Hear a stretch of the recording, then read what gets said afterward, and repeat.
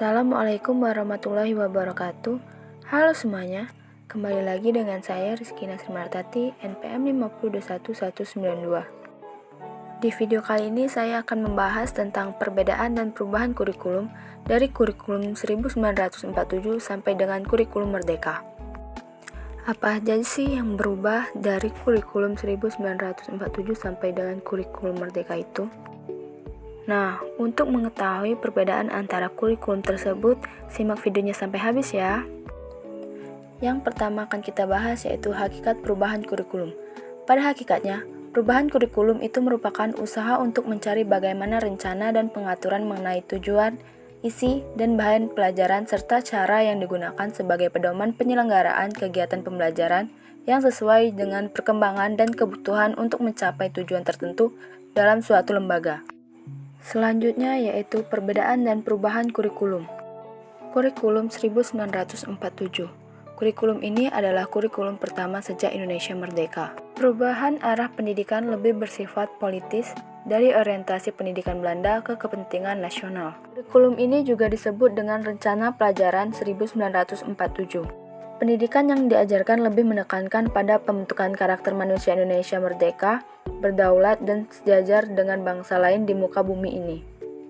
Fokus Rencana Pelajaran 1947 tidak menekankan pendidikan pikiran, melainkan hanya pendidikan watak, kesadaran bernegara dan bermasyarakat. Kurikulum 1952. Kehadiran kurikulum ini merupakan penyempurnaan kurikulum sebelumnya, dengan merinci setiap mata pelajaran sehingga dinamakan Rencana Pelajaran Terurai 1952. Kurikulum ini sudah mengarah pada suatu sistem pendidikan Indonesia, seperti setiap pelajaran dihubungkan dengan kehidupan sehari-hari. Silabus mata pelajaran menunjukkan secara jelas bahwa seorang guru hanya mengajar satu mata pelajaran. Kurikulum 1964. Pada kurikulum 1964, pemerintah menerapkan program Pancawardhana sebagai pembekalan di jenjang sekolah dasar atau SD, yakni pendidikan yang meliputi pengembangan daya cipta, rasa, karsa, karya, dan moral. Kemudian, untuk mata pelajaran diklasifikasikan menjadi 5 kelompok bidang studi yaitu moral, kecerdasan, emosional atau artistik, keterampilan, dan jasmani. Kurikulum 1968. Kurikulum 1968 adalah penyempurnaan dari kurikulum pelajaran terurai 1952 hingga kurikulum 1964. Terjadi perubahan dari program Pancawardhana menjadi pembinaan jiwa Pancasila, pengetahuan dasar, dan kecakapan khusus. Kurikulum 1968 bertujuan untuk membentuk manusia Pancasila sejati, kuat secara jasmani, menjunjung kecerdasan dan keterampilan jasmani, moral, budi pekerti, dan beragama. Kurikulum 1975. Pada kurikulum 1975, sistem pendidikan memiliki orientasi pada tujuan dengan harapan dapat lebih efektif dan efisien.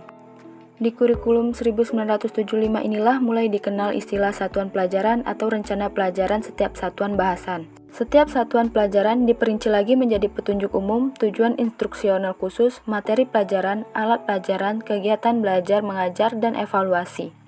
Kurikulum 1984. Kurikulum ini sering disebut juga sebagai kurikulum 1975 yang disempurnakan. Melalui kurikulum 1984, siswa mulai ditempatkan sebagai subjek belajar yang diharapkan dapat mengamati sesuatu, mengelompokkan, mendiskusikan, hingga melaporkan. Kurikulum ini menggunakan metode CSBA atau cara belajar siswa aktif atau Student Active Learning. Kurikulum 1994. Pada kurikulum ini, ada perubahan sistem pembagian waktu pelajaran dari semester ke caturwulan. Dengan pembagian waktu tersebut, diharapkan siswa dapat menerima materi pembelajaran lebih banyak dalam pembagian 3 kali caturwulan dalam setahun. Tujuan pengajaran dalam kurikulum ini menekankan pada pemahaman konsep dan keterampilan menyelesaikan soal dan pemecahan masalah. Kurikulum 2004. Pada tahun 2004, diluncurkan kurikulum berbasis kompetensi atau KBK sebagai pengganti kurikulum 1994. KBK mempunyai ciri-ciri yang menekankan pada ketercapaian kompetensi siswa baik secara individual maupun klasikal, berorientasi pada hasil belajar dan keberagaman. Kegiatan belajar dalam kurikulum ini menggunakan pendekatan dan metode bervariasi. Sumber belajar bukan hanya guru, tetapi juga sumber belajar lainnya yang memenuhi unsur edukatif. Kurikulum 2006. Pada kurikulum 2006, Pemerintah pusat menetapkan standar kompetensi dan kompetensi dasar. Pada kurikulum ini, guru dituntut mampu mengembangkan sendiri silabus dan penilaian sesuai kondisi sekolah dan daerahnya. Kurikulum ini juga dinamakan Kurikulum Tingkat Satuan Pendidikan atau KTSP. Kurikulum 2013.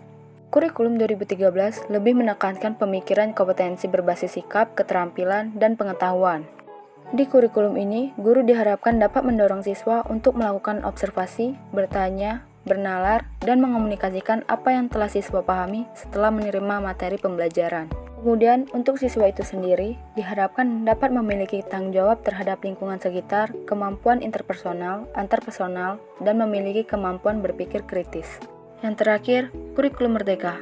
Kurikulum merdeka yang sebelumnya disebut sebagai kurikulum prototype dikembangkan sebagai kerangka kurikulum yang lebih fleksibel sekaligus berfokus pada materi esensial dan perkembangan karakter dan kompetensi peserta didik. Karakteristik utama dari kurikulum ini yang mendukung pemulihan pembelajaran adalah 1. Pembelajaran berbasis proyek untuk mengembangkan soft skill dan karakter sesuai profil pelajar Pancasila. 2. Fokus pada materi esensial sehingga ada waktu cukup untuk pembelajaran yang mendalam bagi kompetensi dasar seperti literasi dan numerasi.